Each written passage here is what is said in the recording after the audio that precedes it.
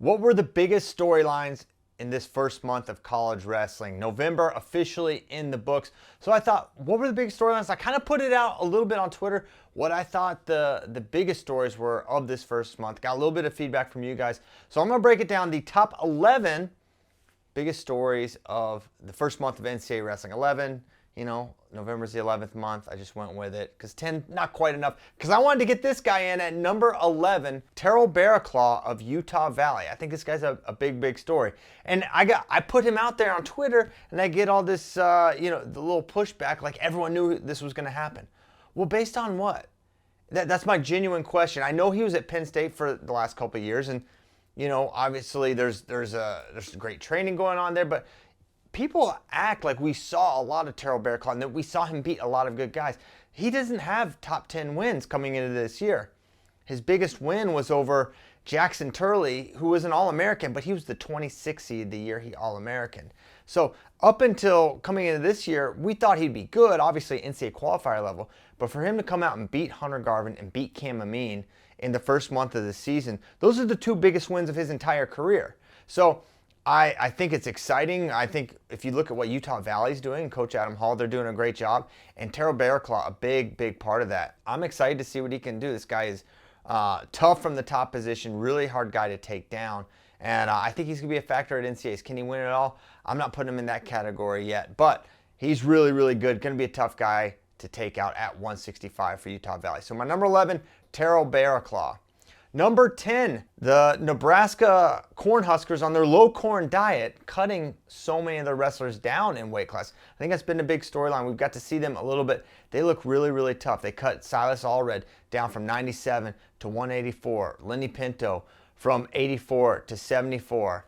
And then you also have Antrell Taylor cutting down from 65, where he was an All-American, down to 157. And, of course, this sort of slotted in Camden McDaniel at 197. And the Cornhuskers could be a really good team. I'm always excited to see what they do at Cliff Keen, Las Vegas. Coach Manning and the squad, always ready. They always show out at Vegas. Expect them to have a good showing here. And we'll get a good picture of this, if Nebraska can be a trophy team based on how they perform at CKLV. Just coming up in almost exactly a week today. Exciting. Cannot wait for Cliff Keen. Can't wait to see what Nebraska can do. And I think their lineup shift, one of the bigger stories in college wrestling this year.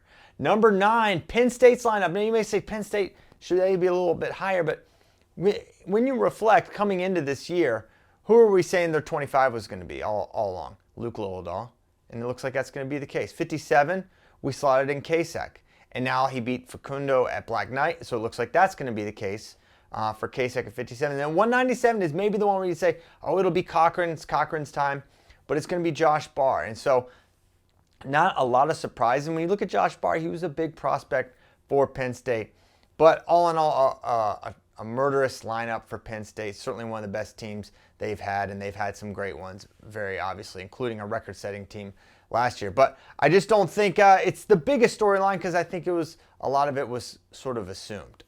So that's Penn State, number 9. Number 8, DJ Hamiti. Dean at Oklahoma State. Last year he DMP'd. But people forget, I forget, this guy had Mitchell Messenbrink dead to rights in the Big Ten Finals, and then ran out of gas. Mitchell made the most of it, put him on his back, and ended up blowing out that match late. Mitchell goes on to the finals. Hamiti DMPs for Wisconsin, and then he transfers to Oklahoma State. And then he kind of seemed like, a really good guy, but is he going to get into that finalist conversation? And a combination of watching Hamiti wrestle, which he's been lighting up the scoreboard. He had an 18-1 over Sean Harmon of Oregon State. And that may not be a familiar name to you, but he was at Missouri previously, now at Oregon State. This is a tough guy. Nelson Brands beat him by 1.2-1, and Dean Hamiti beat him 18-1. He's putting a lot of points on the board, and yes, I'm putting him in that finalist conversation. I think he can go with and maybe even beat a Keegan O'Toole. I think he's a very tough matchup, maybe the toughest matchup for Levi Haynes. I think that highly of Dean Hamiti. And yes, am I putting the cart a little bit ahead of the horse? And I normally like to go by the results, but sometimes you can just see it in how they're wrestling and how good they look and how many points they're putting on the board. That's what I'm seeing with Dean Hamiti. So I think he's going to have a really good year. That's sort of obvious. I think the change of scenery has been really big for him. I think David Taylor and what he does with his ankle pick stuff really fits well with Hamiti's style. And I think we're going to see a very, very tough Dean Hamiti come March. I can't wait to see what he does at CKLV in a couple weeks. He will for sure be tested there. Number 7, I did not think we would be saying Vince Robinson can win a national title this year. And it may be a little early for that, but it's 125, right? Who knows what's going to happen? I mean, Richie Figueroa, he was sub 500 throughout last year, and then he ends up winning NCAAs out of the 8th seed. I think we're due for another pretty crazy year. I don't know if anything could match last year, 125. But Vince Robinson, we didn't think he was going to be the starter this year for NC State. And basically by the second or so week, it was obvious that Vince was their best guy. He had a great showing at Journeyman, and his teammate Jacob Camacho really struggling right now. Not sure what's going to happen with Jacob, but Jacob's been a guy in the top 10 throughout most of his career. And he's been replaced by Vincent Robinson, at least for the time being. And man, this guy's got it all. He's not just the wrist snaps. He's got really good leg attacks. He solid on the mat. Very tough guy to take down. Vince Robinson, he's a complete package. And I think another reason he's a little bit of a surprise is we didn't know he was going to be a 25-pounder. He wrestled at 32, at 38 in high school. But he looks well-sized for 125. And I think he's going to be a handful for absolutely everyone at this weight class. So number 7, Vince Robinson. Number 6, Iowa 74-84. A lot of mystery now when they wrestled Angelo Ferrari at 184. Started a little bit of conversation with what the Hawks might be doing at 184 pounds, where they have Gabe Arnold, who's obviously a hammer as well. And then at 174, you've got Nelson Brands as the All-American 2 years ago, but Patrick Kennedy trying to find his way into the lineup for Iowa at 174, and he put on a great performance against Iowa State. What's going to happen with the Hawks at 174 and 184? They have a lot of options, all of them really, really good. And I'm excited to see how they figure out who goes where. Is it the soldier salute? Is it how they perform in dual meets? Plenty to keep an eye on for a loaded Iowa Hawkeyes team, and particularly 174 and 184. Number 5, 157 Chaos. There's just a lot going on here. Earlier in the year, we saw Meyer Shapiro go out with a concussion, and that's nothing new for Meyer. He's been dealing with this throughout through last season and now this season, and maybe even previous to that. And he's a guy, he was my preseason pick to win NCAAs at 157. You had Ja'Cory Teamer at 157, an apparent and what appeared to be a pretty serious hamstring injury against Pinheiro Johnson. So that's another guy. If you weren't picking Meyer, you were probably picking Ja'Cory to win NCAAs, right? Well, now his future is a little bit uncertain. Maybe it's going to be fine. There's a lot of time for him to get ready, but it's a little more uncertainty. Cody Chittum, he's the guy who beat Ja'Cory Teamer last year. We haven't seen him yet this year, and he's behind Pinheiro Johnson potentially. So we're going to see Chittum make his way into the lineup. And then, of course, Daniel Cardenas from Stanford, a guy who had great success against Meyer Shapiro. It looks like Stanford may be redshirting him. So a lot of uncertainty at this weight class, and I think it's an exciting weight with a lot of really, really good wrestlers. And Tyler Kasak, could he be a guy that is the beneficiary of some of this chaos? We'll see. Number 4, Carter Starocci taking round 1 over Parker Keckeisen. Carter did a great job in that match. We all saw it came down to sudden victory, and it creates a little more intrigue for March that it wasn't decisive. It was pretty close.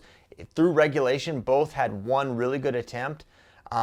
And for Parker Keckeisen, how he handles the pressure of Carter Starocci and the underhook and the hand fight, that'll really dictate how well Parker does at NCAAs when there's very, very likely going to be a rematch there. But definitely, this is the biggest match of the year. It'll be the biggest match of NCAAs at the NCAA finals as Carter's going for his 5th NCAA title.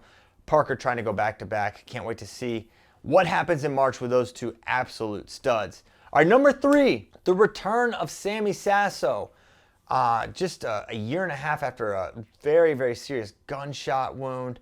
It was, first you're like wondering, is he going to be okay? Is he going to survive this? And then it's like, well, can he get healthy and recover? And then can he actually wrestle? And so far the answer is yes. He hasn't lost yet. Up at 165, went up a couple weight classes.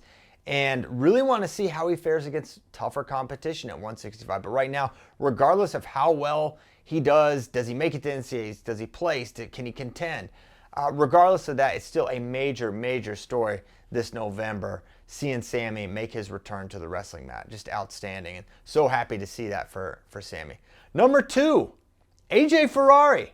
And this guy has been such a focal point of conversation this first month and even previously, it's very funny or interesting to note he's only wrestled 2 matches this year, and it was all on the same day. We have not seen a lot of AJ Ferrari this year, but we will see him, I believe, early December at Cliff Keen, Las Vegas, where he'll go against a very, very tough field. Everyone wants to see whether you like, don't like, good guy, bad guy, wherever you land on AJ Ferrari, when he's wrestling, you're tuning in.